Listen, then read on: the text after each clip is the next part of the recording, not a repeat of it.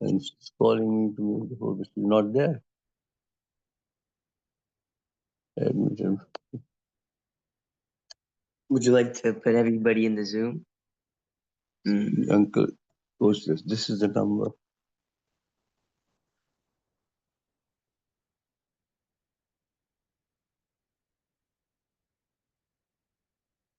I said, kindly so we can start the hosting. Speaker has been waiting for 10 minutes. So You're going to make her the host. Yes. But make her the host. She's not on the phone yet. Well, tell her then.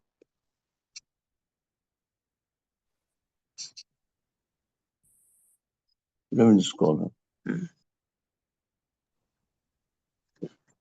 Huh?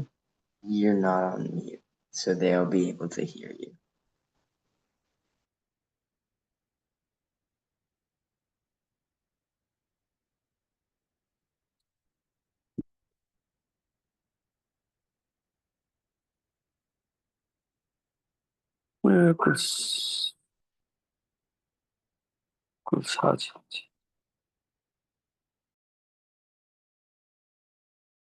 The Zoom link, please. So I'll make you host. Can you hear me, Qurat?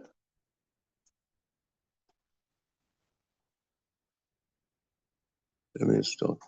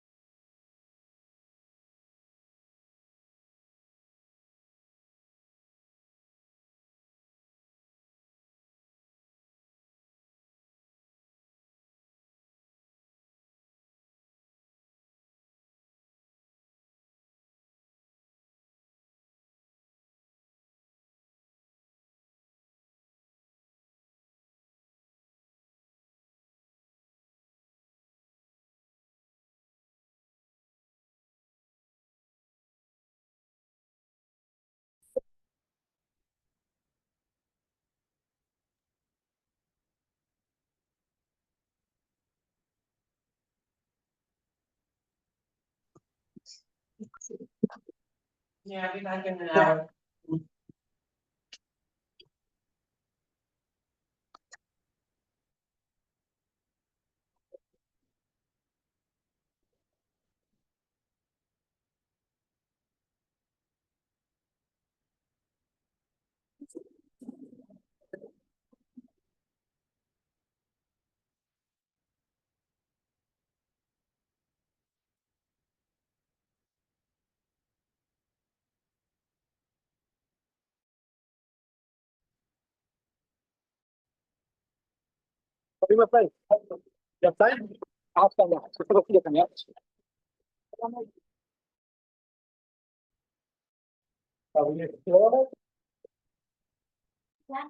Assalamu alaikum, everyone. Thank you for joining in. Sorry, we've been having a bit of a, joining issue at the moment.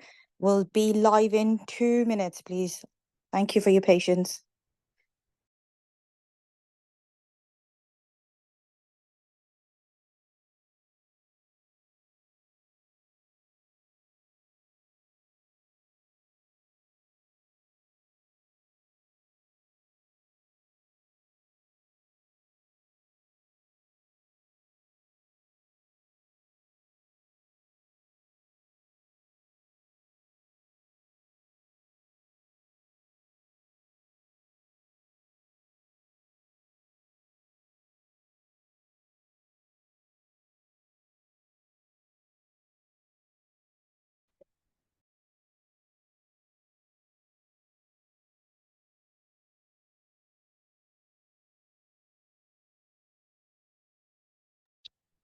Assalamu alaikum, everyone.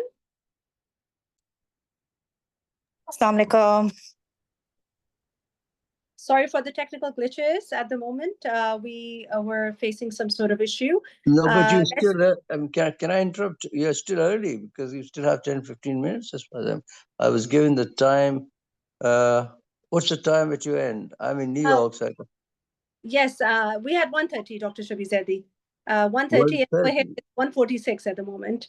So So I was told that it's 9 o'clock EST. So I was anyway. Go ahead. Over yes, to you. yes, thank you, Uncle. Thank you. That's Over to you. our amazing SIVU, founder. Let's start with any further ado. Assalamu alaikum, and a very warm welcome to everyone joining us today for this special, webinar hosted by SIVU, joint webinar hosted by SIVU and IMI Medics UK chapter. It is my pleasure and privilege to introduce our esteemed guest speaker, Ms. Zahra Hassan Jafri, a certified nutritionist and the visionary founder of NutriPalette. You can find her on Instagram under the hashtag NutriPalette, and with a strong academic background in her nutritional sciences and years of hands-on experience, Zahra has dedicated her career to promoting evidence-based practical and holistic approaches to health and wellness. Through her platform, NutriPalette, she has helped countless individuals transforming their lifestyle by making nutrition accessible, personalized, and sustainable. What sets Zahra apart is her ability to bridge the science with everyday living, empowering people not just to eat better, but to live better. Her work combines clinical insight with a deep understanding of cultural and individual needs, making her voice in both field relevant and impactful. Today, she'll be sharing her knowledge and insights with us, and we are truly excited to learn from her expertise. Please join me in welcoming Ms. Zahra Hassan Jafri. Over to you, Zahra. Thank you so much for introducing, and thank you so much for providing me this platform. Thank you to IMI. Am I audible? Assalamu alaikum to everybody. All good. Okay. Okay. Thank you to MI for providing me this platform where I can educate people on PCOS and how to cure it with nutritional management. Okay. Now let's move on to the kindly enable the screen sharing.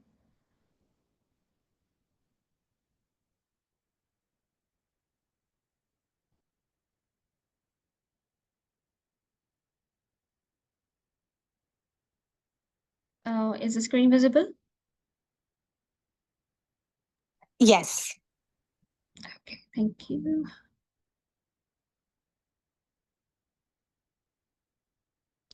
Okay, so PCOS and its nutritional management. What is PCOS basically? So PCOS is the most common heterogeneous reproductive and a metabolic syndrome. It is called a syndrome because it has multiple etiologies. It's not linked to just one cause why PCOS happens. And according to WHO, it is estimated that 6 to 13% of the women of the reproductive age have PCOS, and it is the most common cause of infertility and anovulation. And it can develop in any stage. There is no specific stage, but it's common to occur in early 20s or in late teens. So the clinical features, the most common ones are menstrual irregularities, and due to high androgenism in the body and the high testosterone levels, it causes hirsutism, hormonal acne, male pattern hair loss. So moving to a little bit of physiology, my focus will be on nutrition management, but I can tell a little about the physiology. It happens because in luteal phase, there is a low release of progesterone levels due to dysfunctioning in the gonadotropin releasing hormone. So when there is a low progesterone level, there is a high LH level and low FSH level. When there is low FSH level, the follicles are not matured or the egg is not released and there is no ovulation, and it leads to infertility, and there is high testosterone levels, high androgen levels in the body, and which presents as signs and symptoms like hirsutism, hormonal acne, male pattern hair loss, and psychological issues like depression, high cortisol levels, and sleep apnea, obstructive sleep apnea, and metabolic issues like insulin resistance, diabetes, hyperlipidemia, and more on. So the etiology, it is a complex hormonal disorder and has a multifactorial etiologies like insulin resistance and toxins, environmental pollutants. We use plastics daily in our life. We reheat food in plastic containers that are dangerous for our health. They contain BPA that are endocrine disruptors that disrupt our normal hormonal balances.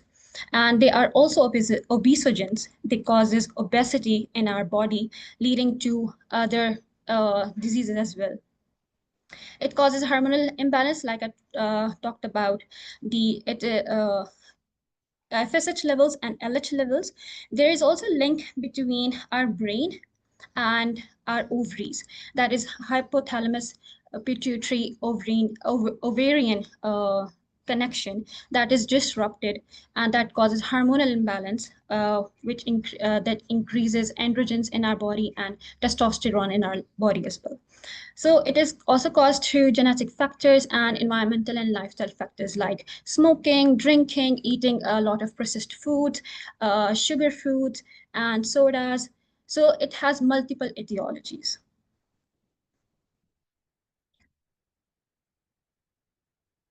Okay, so now the question is raised, and it has been circulating all over the social media, that is PCOS reversible? So we cannot cure PCOS. There is no current cure for the PCOS, but we can reverse its signs and symptoms through medications, to healthy lifestyles. Are the symptoms like hirsutism, or to some extent hormonal acne, weight management, or obesity or overweight. So we can manage those signs and symptoms, but we cannot completely reverse the PCOS. Okay. So moving to the main part, MNT, the medical nutrition therapy, or the nutritional management. So the first key point on how to manage PCOS is the lifestyle modification. Do not drink, do not smoke, cut off on the, I'm not saying completely cut off on carbs, no, not at all, and sedentary lifestyle, which makes women, majority of the women, especially in Pakistan, overweight or obese, and their chances of being PCOS might increase. Then comes to the protein intake. Protein is the most neglected nutrient from the diet, but it has the most important role in the PCOS patients.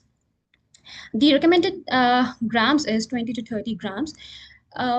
People also question about PCOS patients should not eat chicken or eggs or milk because they cause hormonal imbalances. That's not true. The way we eat it, the way it is processed, or the way it is cooked, it's highly dependent.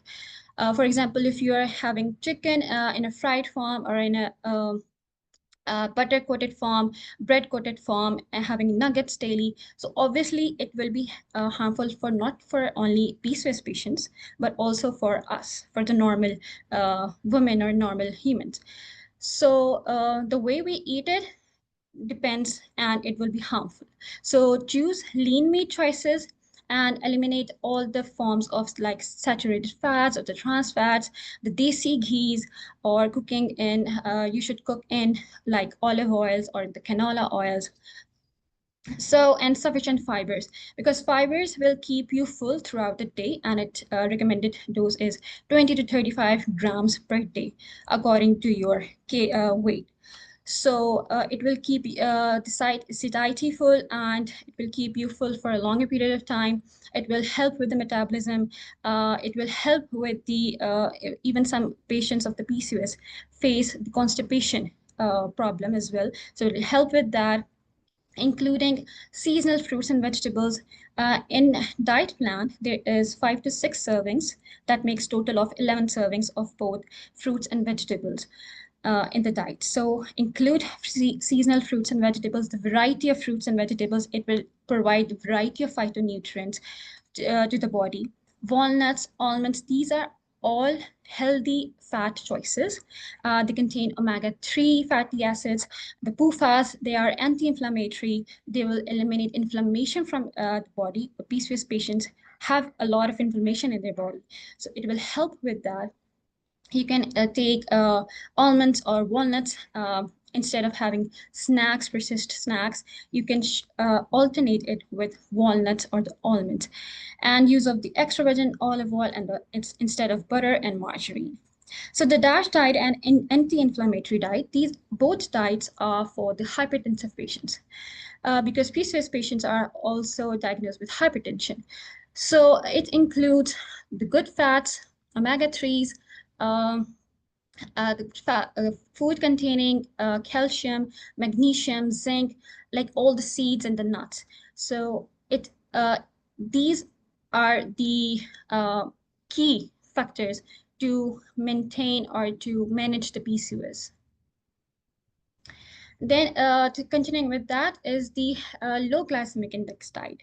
There's a high glycemic index diet and then the low glycemic index diet. So the low glycemic index diet is effective and acceptable and safe intervention for relieving the insulin resistance. Why? Because they do not cause insulin spike as compared to the high glycemic index foods. So it could includes bananas, apples, and peaches, apricot, cucumber, tomatoes.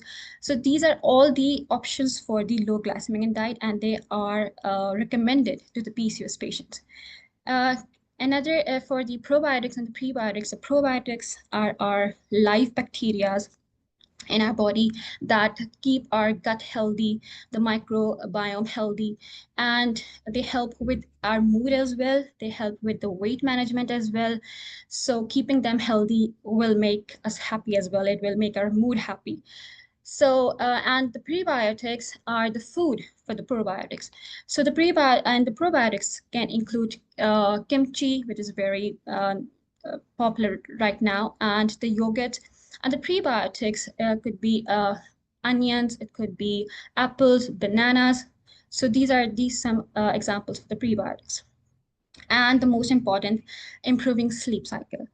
The PCOS patient, due to abdominal fat and due to being obese, they face the problem of obstructive sleep apnea.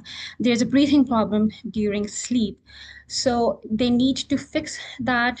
They need to fix their sleeping cycle, improving sleeping climate, not neglecting their sleep, and labeling them with I have insomnia. No, you have to improve your sleep cycle and manage that. The most important one is, along with the diet and everything and lifestyle, strength training and the resistance training, because they help in building muscles. How much muscles we will have, it will help in storing the glucose as well, because our muscles store glucose. So it improves the insulin sensitivity and androgen levels, decrease the testosterone levels in our body. So the recommended activity is 120 minutes per week, and the studies have shown that loss of 5 to 10 lbs have improved the symptoms in the PCOS patients. Okay, some of the remedies, like home found remedies, are the flax seeds. Okay, now flax seeds contains phytonutrient lignans. They help to balance or regulate the estrogen levels. And the fenugreek water, it contains 4-HIL hydroxyisoleucine. It's a protein. It helps with lowering the testosterone levels. It'll help with managing the blood sugar levels. It helps with the gut health as well. And along with the cinnamon tea, it improves the blood sugar levels. And the chamomile tea, it contains an apigen that is a flavonoid that helps to relax and help with the sleep pattern. So if any woman with PCOS, she has a sleeping problem, so chamomile tea will help with that. And green tea, we all know the green tea helps with fat loss. It helps with metabolism, speeding up the metabolism. And the turmeric is the anti-inflammatory. It decreases the inflammation in our body. It helps to decrease the oxidative stress in the body. And the spearmint tea is the most famous or the most used tea in the PCOS because it helps with the PMS symptoms as well. And it helps with the mood. It helps to balance the hormones and testosterone levels. It might help to some extent, indirectly help to lower the LDL levels as well. Seed cycling. So there's a limited scientific evidence on the seed cycling, but I won't say not to use it. It is beneficial because it contains seeds and they are healthy. So it includes certain seeds during 2 phases of menstrual cycle. Number one is a follicular phase, and the number two is a luteal phase. And follicle phase, there's 1 teaspoon use of flax seeds and a 1 teaspoon use of pumpkin seeds. So the flax seeds, they contained lignans. They help, as I told before, they help with the estrogen regulation, and the pumpkin seeds, they contain zinc. That is very good in blocking the testosterone levels and help with release of the progesterone. And in the luteal phase, the sesame seeds, they also contain ligands. They help to regulate the estrogen level. And the sunflower seeds, they also contain selenium that helps with the estrogen levels and the production of the progesterone. So limited scientific evidence is present on seed cycling, but there are nutritionists or dietitians who recommend this, and some of the women have been benefited from it. Okay, the supplementation, together with the new diet and supplement and medication, we can manage the PCOS. So chronic use of metformin, which is prescribed to the patient for regulating their menstrual cycle or for their hormonal imbalances. So it causes thiamine B1 deficiency. So, and it increases the risk for CVD. So thiamine supplementation is very important, along with the coenzyme Q10, which, according to studies, have helped boost ovulation and improved the egg quality. And it is taken best if it's taken with the food containing fat like eggs or avocados. And its recommended dose is 100 to 200 mg per day. Okay, the myoinositol. Inositol is produced within our body as well, and it's present in some of the foods as well, like beans, lentils, and citrus fruits, melons. So it helps to regulate our menstrual cycle as well. It's help with the balancing the blood sugar levels with the testosterone levels. So myoinositol, its recommended dosage is myoinositol is 2000 mg, and it's given in 40:1. 40:1, and dichyro is ratio is 50 mg, and it's given twice daily.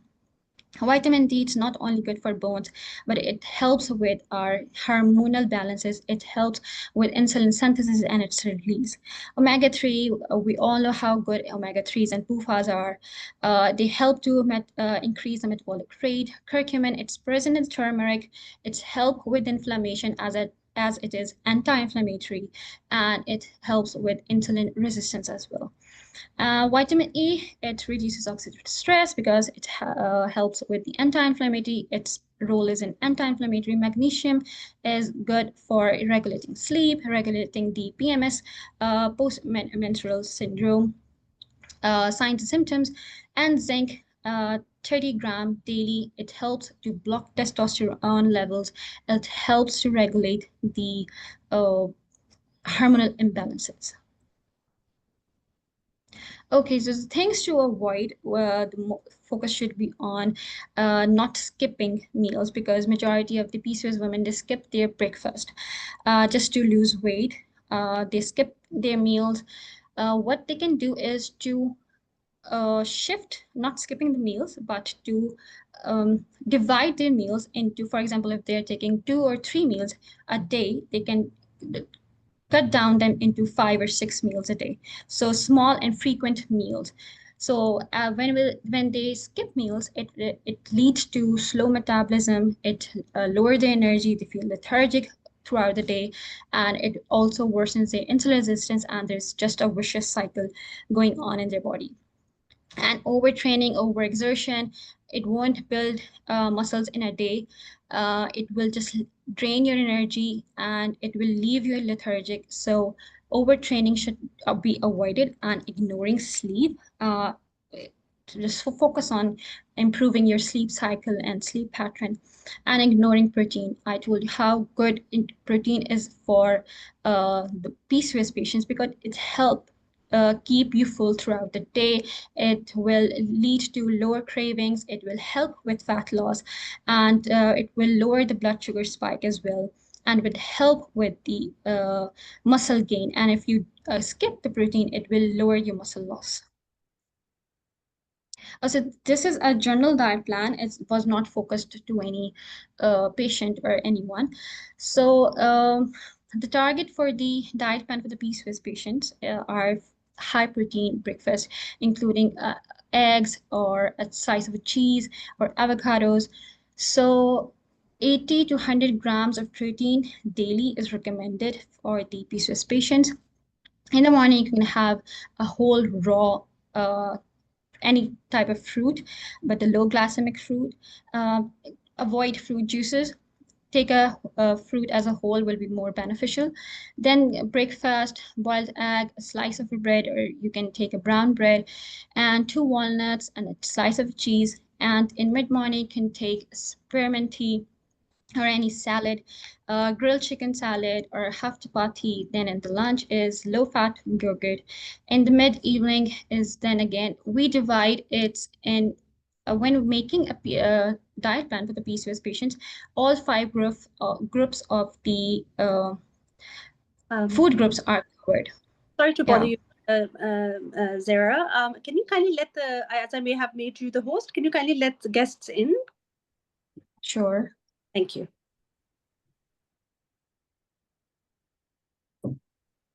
Okay.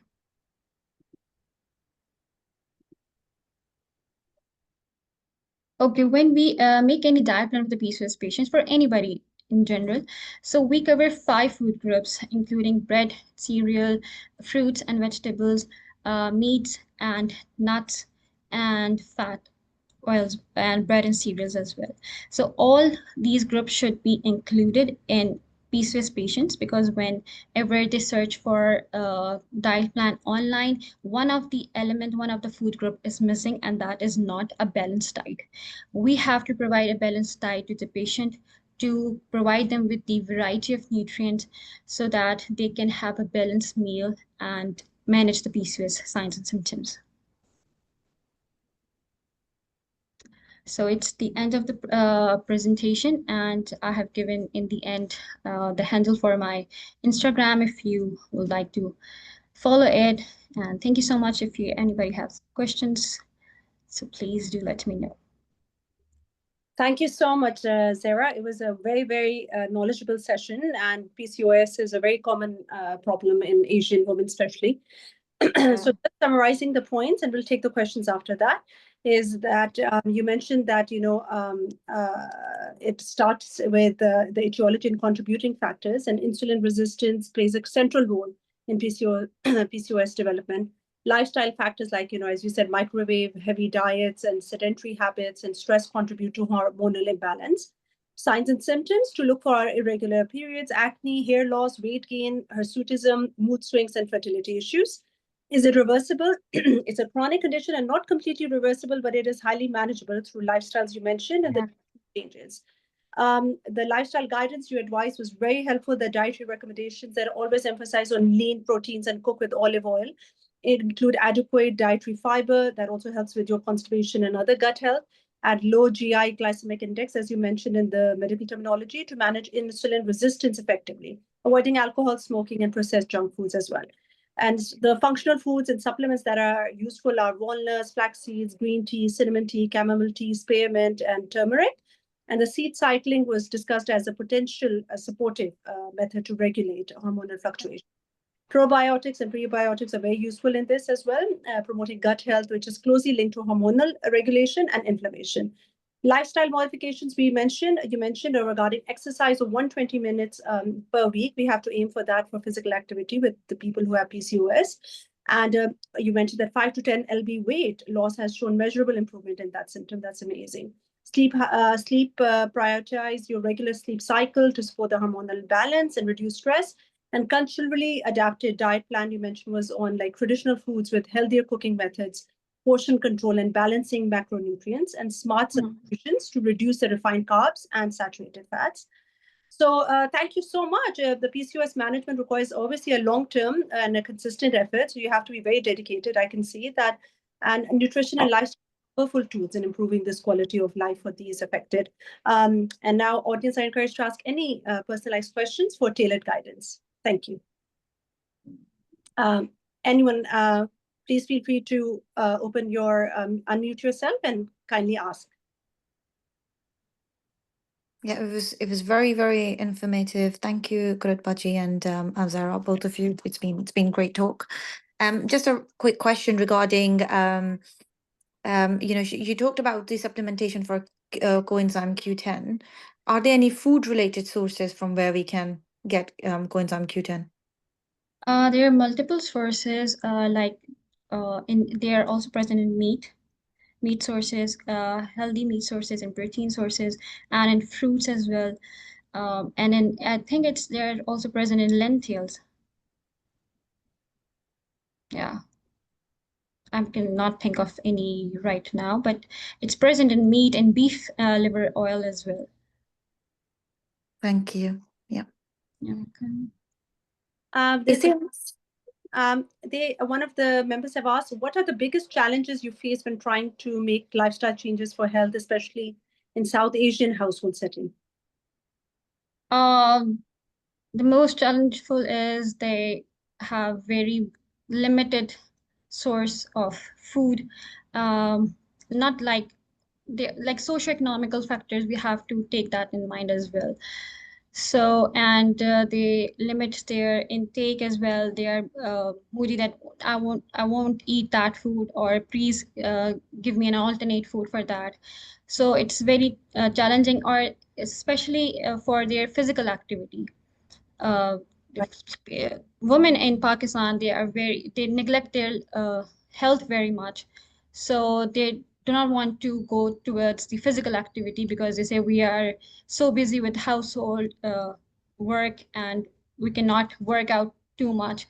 So they either gain weight or become obese, so and leading to other diseases as well. Exactly. So that is a challenge for convincing them for physical activity or for the healthy diet plan. So we cannot manage it. Our routine is like that. Perfect. Yeah. And the house chores doesn't fall under exercise, I believe. They consider that's their workout, but actually, as you mentioned, that it has to be intense, 120 minutes. Yes. Walking, jogging, or anything. Perfect. And it's also recommended for if they're not, sorry for interrupting, and if they're not willing for a very extensive physical workout. So I just recommend then for 15 minutes walk after every meal, especially after dinner, 15 minutes walk. 15 minutes walk. Excellent. Yeah. One is, how can women with PCOS manage their condition when traditional meals are often high in carbs and cooked in excess oil? How can they manage this? Because desi food is oil. Yes. You can cook them. I just talked about that. The way we cook it really matters. If you're cooking in desi ghees or a lot of oils, so 1 teaspoon is recommended for teaspoon, not tablespoon, for frying your egg. So we use a lot of oil just to fry our egg. So moving to that and including healthy protein options, like I told, not eating red meat, switching to the lean meat choices or lean cut meats. So that could help. And taking more vegetables from your diet, multiple vegetables and variety of vegetables, seasonal vegetables, instead of going to healthy meat choices. Any other questions while I'm taking jotting down other questions? Please kindly unmute yourself and you can ask while I'm jotting down other. Okay, if not, then there's another question. What advice would you give to young girls who are newly diagnosed with PCOS, especially when there's a stigma or a silence around women's health in Pakistani families? Okay, today, if you're recently diagnosed with PCOS, so you should not worry about it. You can manage it. Do not go towards a worsening the situation. Manage it early as soon as possible. Manage if you're overweight, work on that, work on your sleep, as I told, work on your healthy lifestyle, exercise daily. As you are young, you can exercise daily and eat healthy choices. Skip processed foods and snacks. Instead of having chips or fried fruits, you can shift to having fruits or having a healthy yogurt bowl with the fruits and the nuts in it, and making it healthy and enjoyable to eat, and colorful even will be attractive to eat. Excellent. Thank you so much, Zahra. This was very, very informational, especially the stigma that surrounds in our communities that, marrying such girls would be, not very good from fertility point of view and stuff. So it's very great to know that these things, cannot be stopped, but at least they can be managed and sorted out. Any other questions? Okay, I think we have taken a lot of your time, and we are so, so grateful to you on behalf of Imamia Medics National UK Chapter and Al Sadiq Virtual University. We would like to extend our heartfelt thanks to Ms. Zahra Hassan Jafri for sharing such a valuable and insightful session with us today. Your talk on PCOS and nutritional management was not only informative, but also deeply practical, especially in the context of our Pakistani communities. You addressed a topic that affects so many women, often in silence, and gave us tools to better understand, manage, and support those living with PCOS. We truly appreciate your time, your expertise, and your passion for creating a healthier life through education and personalized nutrition. Thank you once again for this impactful session, and we look forward to more collaborations in the future, inshallah. Thank you so much for having me. Thank you very much. Thank you This so much. topic to be ready. And can I say thank you, Zahra? Come again. It was an excellent talk. And Qurat, as Thank always, you are a perfect host. Most grateful to you. No, And no, sincere apologies so for much. slight delay. And there is confusion because of GMT and the EST. Time zones are always very confusing. They're So always sincere apologies on behalf of you and IMI. And Arshad Qayyumi is the chairman of the Academic Council. I can see him. I'd like him to say a word or two. Arshad, please, over to you before we conclude. Thank you, Dr. Shabi Zaidi, and congratulations on such a wonderful presentation. It was, like it was already said, it was very impactful, and I hope that the listeners enjoyed it and learned something from it. IMI, SIVU are holding several of these seminars for public education largely, and please spread the word. Hopefully we will improve the health and the well-being of our community with these efforts. Thank you very much once again. Thank you. Thank you so much, Dr. Arshad Qayyumi. On this note, we're going to bid farewell to our amazing Zahra Jafri, and please follow her on Instagram. If you can kindly remind us your hashtag, kindly, Zahra. At the rate NutriPalette. The NutriPalette. The NutriPalette. So, Kurat, have you recorded on the cloud? Because we need the video of this. Sakina will transfer into the cloud and go to the IMI CV webpage.